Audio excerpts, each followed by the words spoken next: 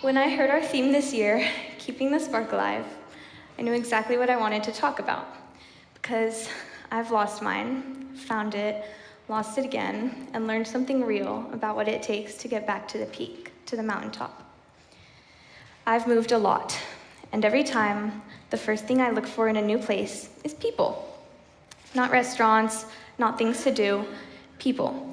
Because for me, the spark doesn't come from a place, it comes from who I'm with. Right in the middle of COVID, my family moved from Seattle to Atlanta. I was in 5th grade, school was on a screen, everything was closed and there was nothing to do. A whole year went by and I made 2 close friends. For someone who runs on connection, that was the loneliest I've ever felt. That was me completely without a spark. And I think some of you might know that feeling, not necessarily from moving, but from loss or change or just a season of life where the light went dim. That's what it means to be without a spark. Then we moved to London. I was nervous. Here we go again. But this time I found people. I started riding the double-decker bus with just my friends, no parents. And slowly my spark came back. But then we moved back to Atlanta, and I was nervous again. I was leaving those friends and returning to a place where I still felt like a stranger. It felt like 2020 all over again. Except it wasn't, because this time I knew something I didn't know before. I knew how to find my people. Within a few months, I made a friend, and with her came a whole friend group. And with that came my spark. What gets me to the mountaintop is simple. It's people. A friend texting me something stupid at midnight, a last-minute run to Target with my friends, someone saving me a seat. That's it. That's my spark. Maybe yours is different. Maybe it's making art or moving your body or being outside. But here's what I think is true for all of us. You have to know what your spark is, and you have to be willing to go find it. Even when you're scared, even if you lost it and it really hurt. And the second thing, maybe the more important thing, is to be that person for someone else. Somewhere out there is a person in their lowest moment, completely without a spark. You might not know exactly what they need, but show up anyway. Save them a seat, because sometimes all it takes to bring someone back is knowing that one person sees them.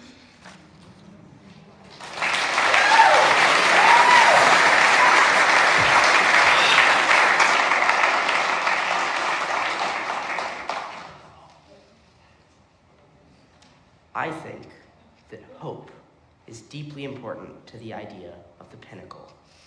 Has there ever been a time in your life where you felt hopeless? Because I've had a few times in mine.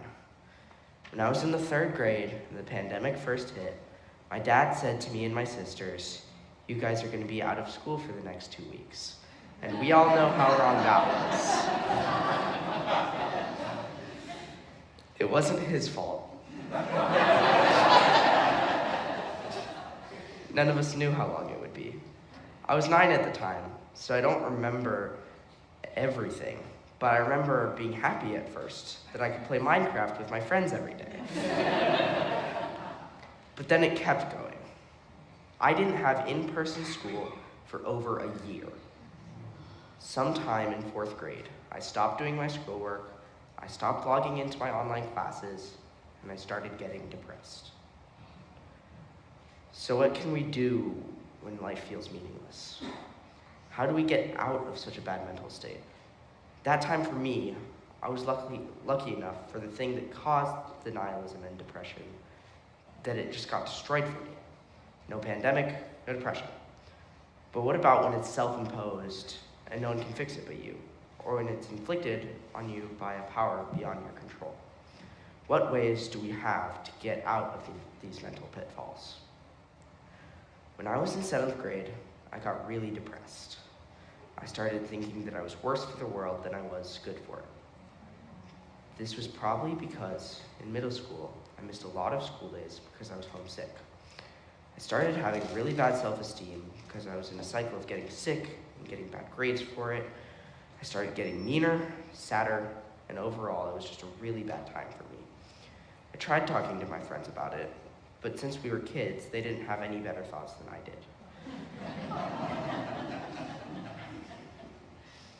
I think having those experiences was really helpful for me. It made me into the person I am today. And I think that having those struggles has helped me build my mindset to become the person I am today. For all of middle school, and probably a little while before, I'd been a mess. I'm really glad that I messed up those times because I have such a better philosophy than I did even a year ago. So how can we get out of the mental struggles of hopelessness and nihilism? I think that getting out of hard times is always going to be tough, and every time is going to be different. So I don't think there's a perfect answer that can fix it every time. I think what has helped me the most is finding ground to stand on, keeping up with my hobbies, talking to family and friends, and trying to go to such a basic level of life that you can look at all of your problems and thoughts from another viewpoint, one where you can see yourself and your circumstances in the third person. I think that if everyone does their best to support each other and feels comfortable asking for support, we can all help each other to be better. With these techniques, I believe we can all reach the pinnacle together.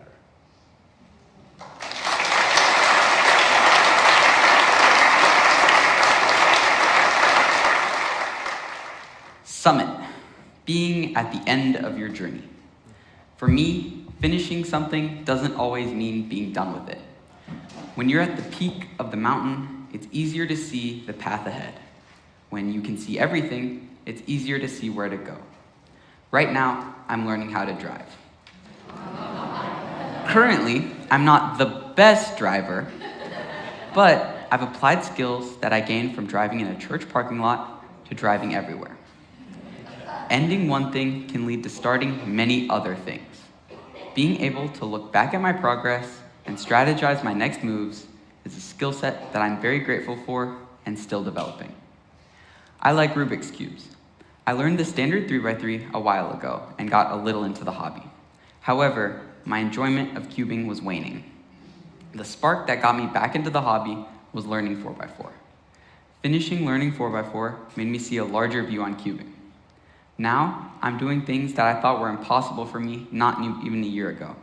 I went to my first cube competition, averaged sub 40 on 3x3, and I can solve a square one, a puzzle that many cubers say is the hardest official twisty puzzle. All of these accomplishments I can trace back to the enlightenment from learning 4x4. Ending my journey of learning 4x4 led me to being so much more involved in my favorite hobby. To make a long story short, I finished the thing, learning 4x4, and I saw a new path forward for cubing. Using the mountain metaphor, I reached the summit of learning 4x4, and I saw a path to go up my next mountain. I really like to solve Rubik's Cubes. Right now, I'm ranked 164,000th in the world, roughly.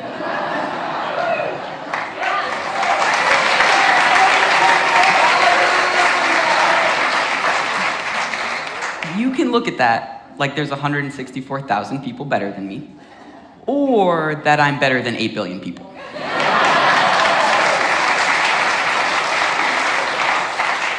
For me, knowing I can be better helps motivate myself to be better. Knowing I can climb the mountain from finishing the journey and looking back helps me look forward and continue on.